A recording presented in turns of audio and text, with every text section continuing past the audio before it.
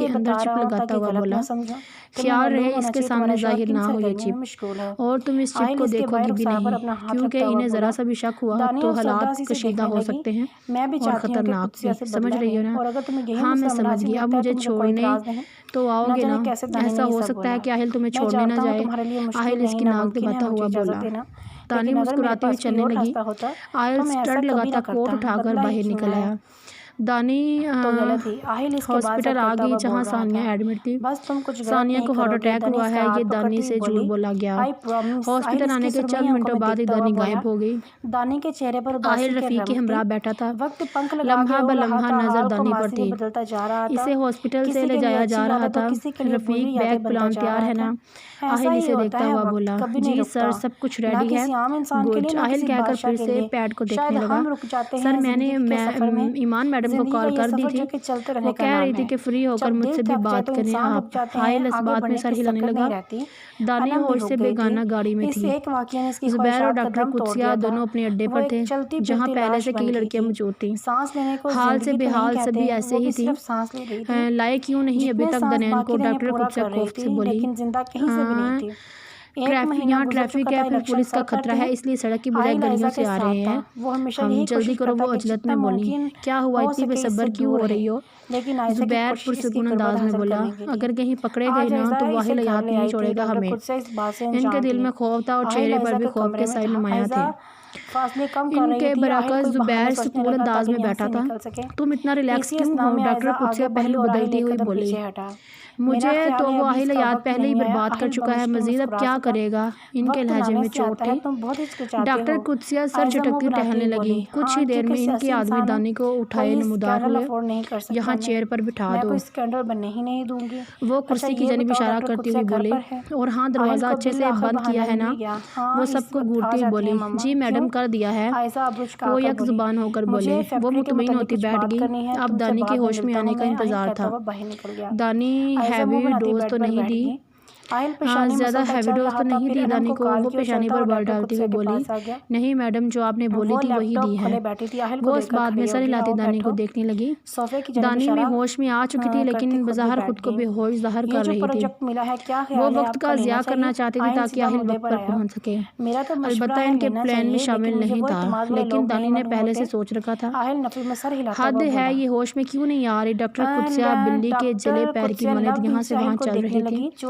पानी लाओ इसे, मैं देखती हूँ। वो हंकार बढ़ती हुई बोली। ज़ुबैर इस सब में खामोश तमाशाई बना हुआ था, क्योंकि ये काम डॉक्टर कुदसिया ही सरंजाम देती थी। डॉक्टर कुदसिया ने पानी का गिलास पकड़ा और दानी के मुंह पर फेंक दिया। दानी की पलकों में हरकत आई। वो हरकत करने लगी। दानी गर्दन हिलाती आहिस्ता आहिस्ता आंखें खोलने लगी। जो ही हवास बहाल हुई और नज़रों का तबादला डॉक्टर कुदसिया से हुआ तो आंखों में तहीर सिमट आया। दानी के हाथ और टांगें कुर्सी से बंधी हुई थी, अलबत्ता मुंह खुला था। आप? दानी सुरमई आंखों को पूरा खोले ने देखने लगी। बिल्कुल मैं। हमने सोचा थोड़ी मेहमान नवाजी कर दे तुम्हारी, लेकिन मैं यहाँ कैसे? दानी जाएं बाएं देखती हुई बोली। नीम तरीकी में डूबा ये कमरा, जिसके वस्त में एक बल्ब लगा था, जो मुश्किल वस्त से अंधेरे को चीरने में कामयाब हो रहा था, किनारे तरीकी में डूबे हुए थे। दानी पर खौफ की एक लहर सरायत करेगी। मैं तो हॉस्पिटल। ज़ुबैर को सामने आता देखकर दानी के अल्फाज दम तोड़ गए। इतने वक्त बाद वो अपने बाप को देख रही थी और ऐसे हालात में दानी की आंखों में नमी तैरने लगी। तुम्हारे शोहर के साथ कुछ हिसाब थे, सोचा बराबर कर लूं। ज़ुबैर की आंखों से नफरत छलक रही थी। डैड, आप मुझे कैसे? दानी आंसुओं पर बद बांधती हुई बोली। ज़ुबैर, मालूम करो आहिल कहाँ है? अगर इसे खबर हुई तो हालात कशीदा हो सकते हैं। डॉक्टर कुदसिया ने देखती हुई बोली। मैं आसिम से मालूम करता हूँ। मुझे शर्म आ रही है आपको अपना डैड कहते हुए। कोई बाप अपनी ही बेटी के साथ ऐसे कैसे कर सकता है? दानी रंज के आलम में बोली। तुम अपने बाप की बजाय साहिल हयात का साथ दे सकती हो। वो नफी में सर हिलाते हुए बोले। मैं हमेशा आहिल का ही साथ दूंगी, क्योंकि वो हक पर है, आपकी तरह मुजरिम नहीं। आपने ऐसे कैसे गुनाह किए हैं कि दानी ने तंजिया बात दूरी छोड़ दी। तुम्हें जो समझना है समझो, लेकिन अब आहिल हयात मेरा बदला देखेगा। बदला तो आप देखेंगे। आहिल आपको फांसी तक पहुंचाकर ही दम लेगा। याद रखिएगा मेरी बात। दानी चिल्ला रही थी। दानी की बात पर ज़ुबैर ठठा। दिमाग तेजी से काम करने लगा। आप दोनों जैसे लोग मैंने आज तक नहीं देखे। नफरत हो रही है मुझे। डॉक्टर कुदसिया नागवारी से देखती दानी के पास आई। शोहर ने अपने जैसा बना दिया है तुम्हें भी। वो तासब से बोली। आप जैसी औरत से तो मैं बात करना भी पसंद नहीं करती। बहुत अच्छा किया आहिल ने आपके साथ, बल्कि इससे भी बुरा करना चाहिए था।